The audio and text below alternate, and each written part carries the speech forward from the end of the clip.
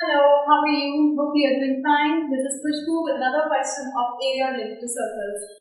This is question number 5 from exercise 12.2, page number 230 from NCERT. It says, in a circle of radius 21 centimeter, an arc subtends an angle of 60 degree at the center.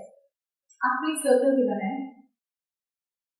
ये इसका centre है, तो circle का radius आपको given है 21 centimetre, ये भी 21, ये भी 21. Now, an arc subtends an angle of 60 degree. ये जो आर्क बन रही है, सेंटर में एंगल बना रही है 60 डिग्री का, ये arc OAB.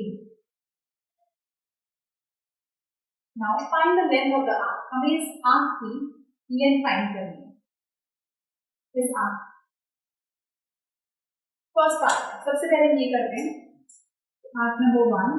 So, length of arc निकालने के लिए फॉर्मूला हमारे पास होता है theta by 360 degree into 2 pi r. 2 pi r इसलिए लेते हैं बिकॉज़ सर्कमफेरेंस 2 पाई होता है सर्कमफेरेंस के लिए और वो उसके आउटर पोर्शन में गिवन है आर्क. तो आर्क की लेंथ निकालने के लिए यूज कर रहे हैं सर्कमफेरेंस का. थीटा हमारे पास है 60 degree by 360 degree into 2 into 22/7. अगर तो क्वेश्चन में गिवन नहीं है तो आप इसके लिए पाई की वैल्यू 22/7 ही यूज करें. अदरवाइज जो क्वेश्चन में गिवन है आपको वही यूज करना है. Radius is 21. 7 1 7 3 3 1 2 cancel. Proper length of arc आ गई 22 centimeter. So this is the answer. Now part number 2. आपको निकालना है area of sector formed by arc. Area of sector. Sector जो आर्क बना रही है वो है OABC. ये पूरा सेक्टर OABC. इसकी लेंथ निकालनी है आपको, एरिया निकालना है. Sector OACD formula theta by 360. Area के केस में यूज करते हैं पाई आर स्क्वायर. थीटा को गिवन है 60 degree by 360 degree into 22/7. Radius is 21 into 21. Answer 6 का 7 1 का 7 3 का 2 का 11 इनटू 21 इज 231 सेंटीमीटर स्क्वायर. ये आपके पास आ गया एरिया ऑफ सेक्टर OAC. अब आपको निकालना है area of the segment on by corresponding chord. ये कॉर्ड जो ये सेगमेंट बना रही है, ये सेगमेंट, इसका एरिया ACB जो सेगमेंट है, इसका एरिया निकालने के लिए हम क्या करेंगे, पूरे सेक्टर के एरिया में से अगर हम इस ट्रायंगल को माइनस कर दें, जो ट्रायंगल बन रहा है, तो आपका इसका एरिया आ जाएगा. सेक्टर का एरिया हमारे पास ऑलरेडी है. ट्रायंगल का एरिया निकालने के लिए अब ये half into base into height नहीं लगा सकते क्योंकि 60 डिग्री है. 90 डिग्री जो ट्रायंगल होता है उसी में राइट एंगल ट्रायंगल में लग सकता है half into base into height. यहाँ पर हम क्या करेंगे, सबसे पहले इन ट्रायंगल OAB तीनों एंगल्स को ऐड करिए. Angle OAB plus angle ABO plus angle BOA equal to 180 degree. OAB आपके पास, आपको ये पता है कि आपकी OA और OB इक्वल है. जब एक ही ट्रायंगल के अंदर दो साइड्स इक्वल होती हैं तो उनके ऑपोजिट एंगल्स इक्वल हो जाते हैं. ये वाला एंगल और ये वाला एंगल इक्वल है. तो OAB और ABO को भी लिख सकते हैं OAB क्योंकि दोनों हमारी साइड्स इक्वल है, प्लस BOA की वैल्यू है 60 डिग्री इज इक्वल टू 180. यहाँ मेजर देंगे OA is equal to OB. therefore OAB is equal to ABO. Sides, angles opposite equal sides of a triangle are equal.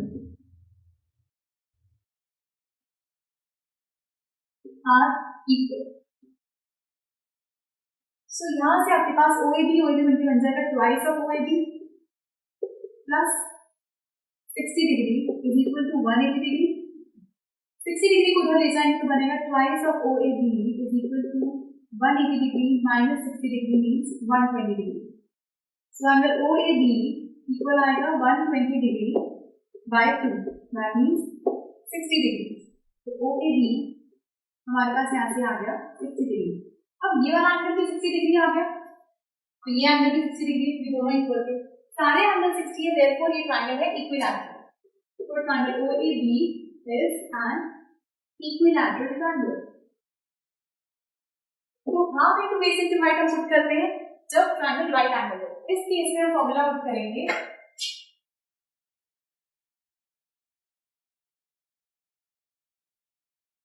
Equilateral triangle. So area,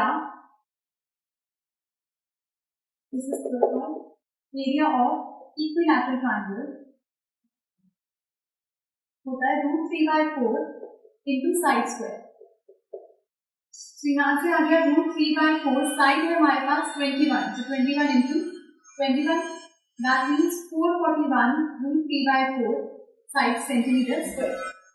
सो 441 √3/4 को जब solve करोगे तो √3 की value होती है 1.732/4। इसको आप इससे डिवाइड करोगे मल्टीप्लाई करके तो प्लस वैल्यू आएगी 190.95 सेंटीमीटर स्क्वायर। अब करना क्या है, सेक्टर के एरिया में से ट्रायंगल के एरिया को माइनस। सो हम निकाल रहे थे एरिया ऑफ सेगमेंट।